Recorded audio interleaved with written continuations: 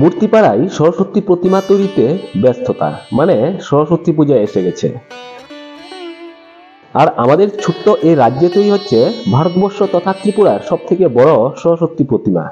14ই ফেব্রুয়ারি Valentine's day, তাই সকল ছাত্রছাত্রীরা দাবি করুন, আন্দোলন করুন, সরস্বতী পূজা হোক 13ই ফেব্রুয়ারি। আজকের ভিডিওতে ভারতবর্ষ তথা আমাদের ত্রিপুরা রাজ্যের সব থেকে বড় সরস্বতী প্রতিমার প্রস্তুতি দেখাবো, সাথে দেখাবো পূজা এবং মেলা প্রস্তুতি। তাছাড়াও 2024 সরস্বতী পূজার সঠিক তারিখ এবং সময়সূচি। সো ভিডিওটা দেখতে থাকুন। ভিডিও ভালো লাগলে একটা লাইক করবেন এবং ভিডিওটাকে বেশি বেশি পরিমাণে শেয়ার করে সকলকে দেখার সুযোগ করে দেবেন। তাছাড়াও আপনি কোন জায়গা থেকে এই ভিডিওটা দেখছেন এবং আপনাদের এলাকার সরস্বতী প্রতিমা কত উচ্চতার সেটা অবশ্যই কমেন্টস করে বলবেন। তাছাড়াও আমার চ্যানেলে ভারতের বড় বড় হসপিটালের গাইড এবং ইনফরমেশন দেওয়া আছে, আপনি ইচ্ছে করলে চ্যানেল ভিজিট করে ভিডিও দেখবেন এবং পরবর্তী ভিডিও দেখার জন্য চ্যানেলটাকে সাবস্ক্রাইব করবেন। বন্ধুরা, welcome back to my channel. তো আমি এখন চলে এসেছি ত্রিপুরা রাজ্যের রাজধানী আগরতলায়, আর এই লোকেশনটা হলো আগরতলা বরদোয়ালি, মানে আগরতলা ড্রপ গেট, যেখানে আগরতলা ওভারব্রিজটা শেষ হয়েছে। এই জায়গার খুব কাছে কিন্তু এই লোকেশনটা, এবং এখানে হলো বরদোয়ালি স্কুল। এখানে সরস্বতী পূজা এবং মেলার প্রস্তুতি চলছে। ড্রজার লাগিয়ে কিন্তু এলাকাটাকে পরিষ্কার করা হচ্ছে। আর এখানে দেখুন পুজো মণ্ডপ।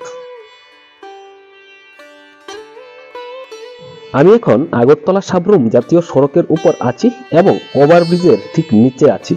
তো চলুন এখন ত্রিপুরা তথা আগরতলার সব থেকে বড় সরস্বতী প্রতিমা তৈরি এবং পূজা প্রস্তুতিটা আপনাদেরকে দেখিয়ে দিই। সরস্বতী পূজা কিন্তু হয় মাঘ মাসের শ্রী পঞ্চমী তিথিতে।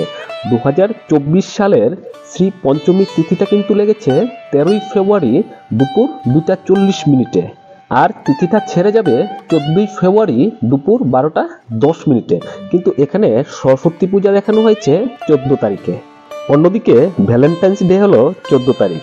কেউ যদি ইচ্ছে করে 13 তারিখেও কিন্তু পুজো করতে পারবে, কারণ শ্রী পঞ্চমী তিথি কিন্তু 13 তারিখ দুপুর 2টা 40 মিনিটই লেগে গেছে। আর সরস্বতী পূজা কিন্তু 14ই ফেব্রুয়ারি, মানে ভ্যালেন্টাইন্স ডে দিনই হবে। আর বাংলা তারিখটা হবে 1ই ফাল্গুন 1431, মানে 13 তারিখ যদি পূজা করা হয় তাহলে কিন্তু মাঘ মাসেই পূজা হবে। আর 14 তারিখ পূজা করলে একদিকে ভ্যালেন্টাইন্স ডে মাটিতে, অন্যদিকে সরস্বতী পূজা করতে হবে ফাল্গুন মাসে। আর এই হলো আগরতলা বরদোয়ালি স্কুল। এই স্কুল মাঠের এখানে কিন্তু মেলা চলে এবং এই মেলা 5-7 দিনের মতো চলে। আর এই হলো প্রতিমার প্রস্তুতি। এই যে দেখতে পাচ্ছেন, প্রতিমা কিন্তু প্রায় রেডি। গত বছর এখানে 35 ফুট উঁচু সরস্বতী প্রতিমা তৈরি করা হয়েছিল, যা দেখতে খুব আকর্ষণীয় হয়েছিল।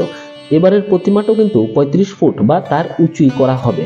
আর এই প্রতিমা প্রস্তুতি শুরু হয়ে গেছে আরো 2-3 মাস আগে থেকে।